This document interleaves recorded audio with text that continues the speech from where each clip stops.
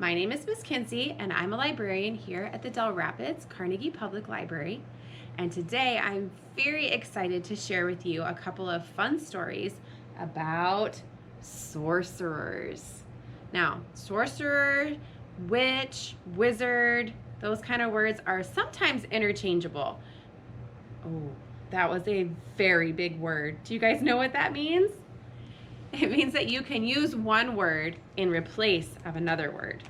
So a sorcerer, a witch, a wizard, they're all very similar. It just depends on what part of the country you're in and what exactly you're talking about. So we're going to focus a little bit on sorcerers today. I chose two books to read to you guys today because they're both just a little bit longer than our normal storytime stories, but they're so good. One of them is the classic story of Mickey, who is the sorcerer's apprentice. And then the other one is about a little witch, and it's called Room on a Broom. And it is a very sweet little story about a very interesting little witch. So before we get started, let's go ahead and get all of our wiggles out so that we are ready to listen to some stories, okay? Ready? Arms straight up in the air and wiggle, wiggle, wiggle, wiggle, wiggle, wiggle, wiggle. Wiggle this way, wiggle that way. Shake and make a funny sound. Ready? Open, shut them, open, shut them. Give a little clap. Good job. Open, shut them, open, shut them. Put them in your lap. All right, if you've watched any of our other story times, you guys know what we need to say next, right? Are you ready? I am great. I am smart. I am strong. I am loved. And today is a wonderful day. It is, isn't it? It is a wonderful day to spend some time with you, my friends, reading some very fun books about sorcerers. Now, sorcerers usually can do a little bit of magic, right? How many of you guys wish that you could do a little bit of magic, right? Like wave a wand and point it at your room and poof, it's clean, right? Oh my goodness. Or, don't tell mommy and daddy, but wave your wand, point it at your plate with those icky old Brussels sprouts and poof, they disappear. I have no idea where they went. Hopefully you guys are all eating your vegetables and not making them disappear like a sorcerer. Wouldn't that be kind of fun though? All right, let's get started with our first book. This is from the Walt Disney collection that we have here at the library, and it is called The Sorcerer's Apprentice. And it is based on the motion picture from the movie Fantasia. So inside the movie Fantasia, there's many small stories that they put all into one, and this is one of them. So here we go. Let's find out what happens to Mickey. Do you guys, first of all, do you know what an apprentice is? It's another big word. We're using a lot of big words today. An apprentice is someone who works for, so like he works for the sorcerer, but his job is not only to help the sorcerer, but to learn how to be a sorcerer himself. So that's what an apprentice is. So he is the helper, and he's also a student. Okay, here we go. Once there was a man who knew everything there was to know about magic. He was a great sorcerer. The sorcerer had a wonderful hat. When he wore his hat, he could just think magic and it would happen. He could think about a butterfly and it would appear. But only the sorcerer knew the magic words to make it disappear. The sorcerer did not live alone. He had a helper named Mickey. Mickey did all the work. He swept the floor, he chopped the wood, he carried the water from the well. Mickey knew about the magic hat. If I had that hat, said Mickey, I would never have to work again. One day, the sorcerer had to go out. Mickey was alone at last, and there on the table was the sorcerer's magic hat. "Now I can be a sorcerer," said Mickey. He reached for the magic hat. He put the hat on his head. And an old broom was standing by the wall. "I will put a spell on that broom," said Mickey. He did what the sorcerer always did. He pointed his fingers at the broom, and the broom began to move. It grew 2 feet. It grew a right arm and then a left. "Broom," commanded Mickey, "pick up the buckets." And the broom did just what Mickey said. "Go up the steps," said Mickey. And the broom went up the steps. "Fill the buckets," said Mickey. The broom filled the buckets. "Bring them back," said Mickey. The broom brought them back.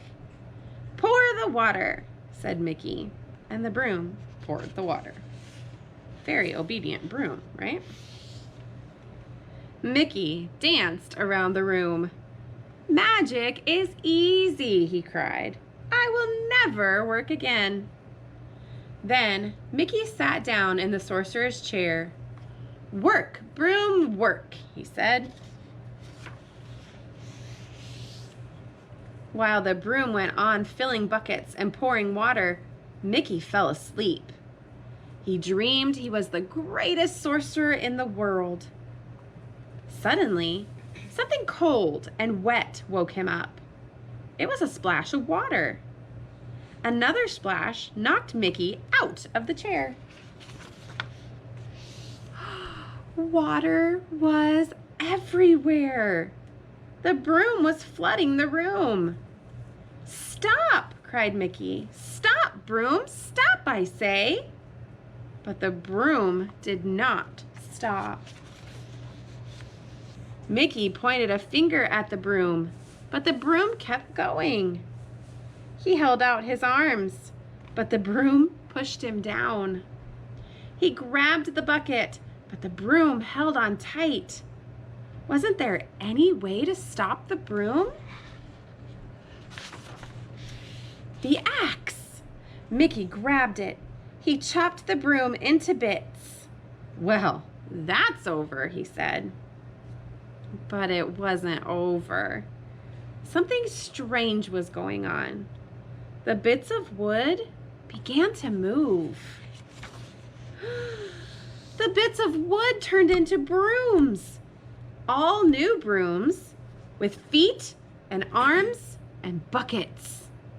They marched up the steps, never stopping. The brooms came back with more water. Mickey leaned against the door to keep them out, but the brooms pushed it open. Mickey held out his arms to hold them back, but the brooms walked right over him. "I am a sorcerer," cried Mickey. "You must do as I say." But the brooms marched on and on. Brooms and more brooms, buckets and more buckets. In a great line, they poured and poured. The water got deeper and deeper. Poor Mickey. It was all he could do to keep his head above the water. Then the sorcerer's book of magic floated by. Mickey grabbed it. Page after page after page, Mickey looked for the magic words that would stop the brooms. But the water began to whirl. Mickey couldn't read the words. He hung on to the book as he went around and around in the water. Spinning faster and faster, he was caught in a great whirlpool. Now there was nothing he could do. But what was this? A great dark shadow on the wall. The sorcerer had come back. He knew at once what Mickey had done. He raised his arms and roared a great command. The brooms and the water disappeared. Just one broom was left. It was the old broom standing by the wall. The sorcerer was frowning. He looked down at Mickey. Mickey took off the sorcerer's hat. Very carefully, ever so neatly, he made it look nice again. Then he gave the magic hat back to the sorcerer. "Just a little magic trick, haha," said Mickey. But the sorcerer did not laugh. The sorcerer looked down at his little helper. "Don't start what you can't finish," he said. So Mickey went up the stairs and back to work. The end. Oh my goodness. How do you think Mickey felt with all of those brooms and buckets and all that water and knowing that he couldn't stop it? That would be kind of scary, wouldn't it? Okay, so maybe magic isn't always the best thing, right? What if you guys tried that in your rooms?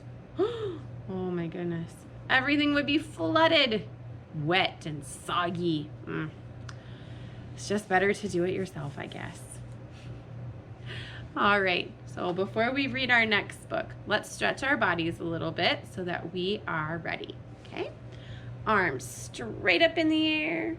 Stretch that body as high as it can go. Good job. Now, stretch to the side. And the other side. Really pull that arm over.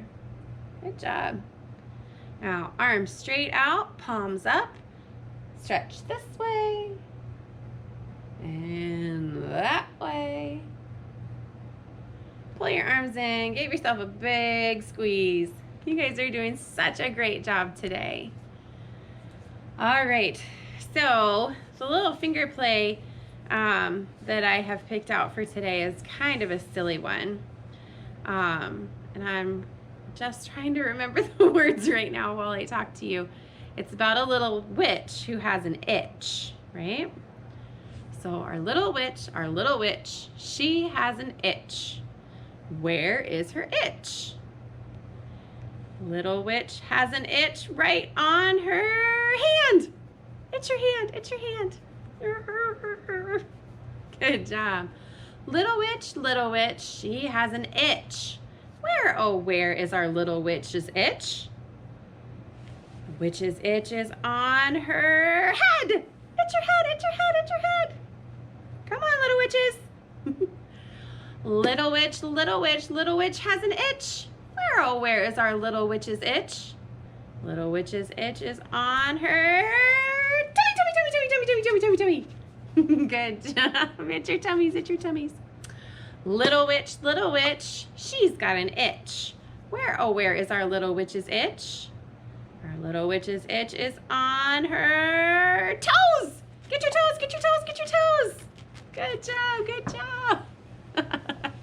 All right, shake it out, shake it out, shake out all those itchies. Good job. All right, I told you that was a silly one, didn't I? Did you guys get all of your itches taken care of? Sweet little witches.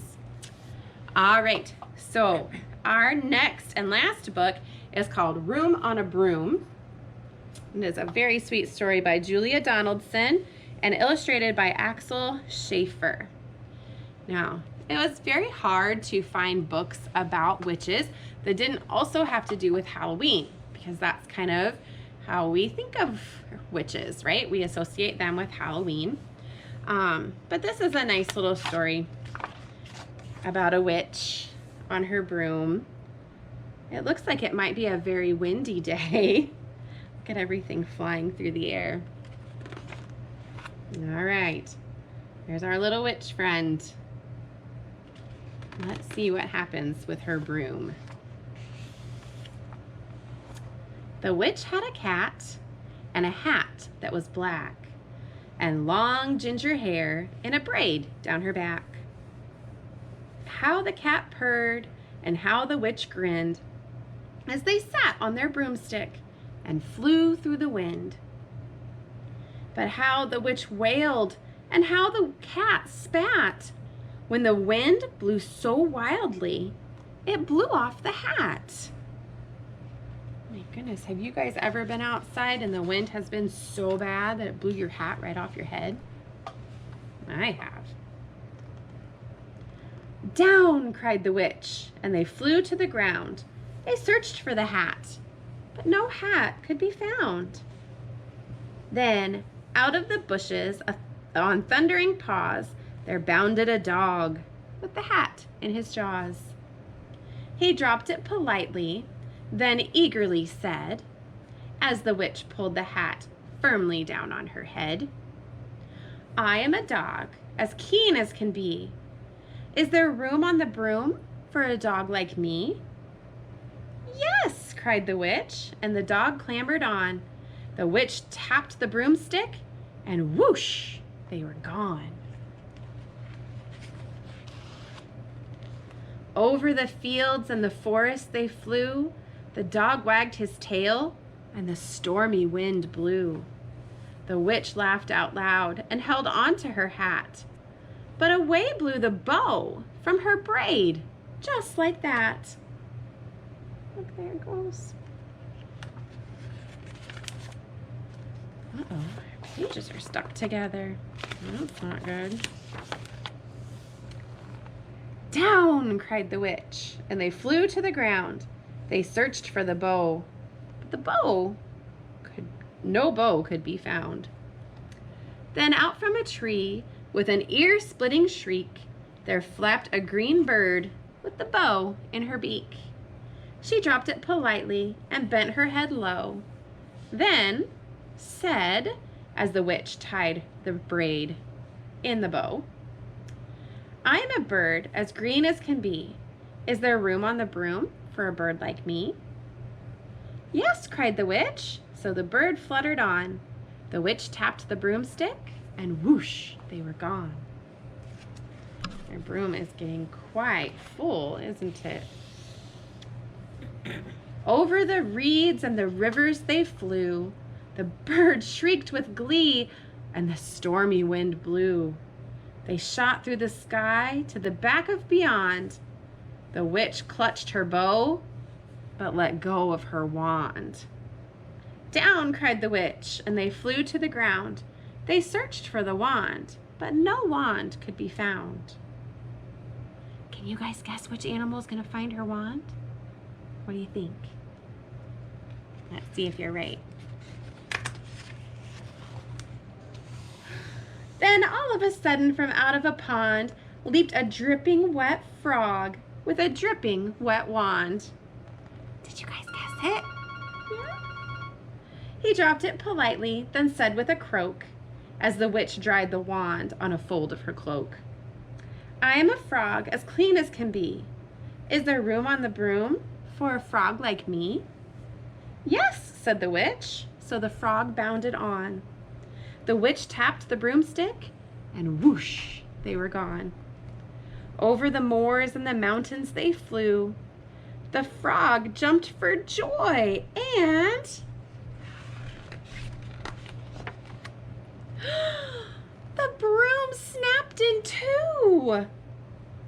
Down fell the cat and the dog and the frog. Down they went tumbling into a bog. The witch's half broomstick flew into a cloud, and the witch heard a roar that was scary and loud. I am a dragon as mean as can be, and which with French fries tastes delicious to me. No, cried the witch, flying higher and higher. The dragon flew after her, breathing out fire. Help, cried the witch, flying down to the ground. She looked all around, but no help could be found. The dragon drew near with a glint in his eyes and said, just this once, I'll have witch without fries. But just as he planned on beginning his feast, from out of a ditch rose a horrible beast. It was tall, dark, and sticky, and feathered and furred. It had 4 frightful heads. It had wings like a bird. And its terrible voice, when it started to speak, was a yowl and a growl and a croak and shriek. It dripped and it squelched as it strolled from the ditch. And it said to the dragon, "Buzz off. That's my witch." Look how scared the dragon is. Oh my goodness. The dragon drew back and he started to shake. "I'm sorry," he sputtered. "I made a mistake. It's nice to have met you, but now I must fly." And he spread out his wings and was off through the sky. Then down flew the bird, and down jumped the frog. Down climbed the cat, and phew, said the dog. "And thank you, oh thank you," the grateful witch cried. "Without you, I'd be in that dragon's inside." Then she filled up her cauldron and said with a grin, "Find something, everyone. Throw something in." So the frog found a lily, the cat found a cone, the bird found a twig, and the dog found a bone. They threw them all in, and the witch stirred them well. And while she was stirring, she muttered a spell. Iggity, ziggity, zaggity, zoom. Then out rose a truly magnificent broom, with seats for the witch and the cat and the dog, a nest for the bird, and a pool for the frog. "Yes," cried the witch, and they all clambered on. The witch tapped her broomstick, and whoosh, they were gone. The end. I love it. The little cat's got a drink, the dog's reading his book, special little pool back here for Frog, little nest for the bird, all of her friends, and they're all able to fly together on her new magnificent broom. All right, well that is all the stories that I have for you guys today. I hope you enjoyed my Sorcerer story time. Be sure that you check back on YouTube the rest of the week, because we're going to be doing some fun sorcerer crafts and games and all kinds of fun stuff. So thank you so much for joining me. I hope you can be here again next week. See you then.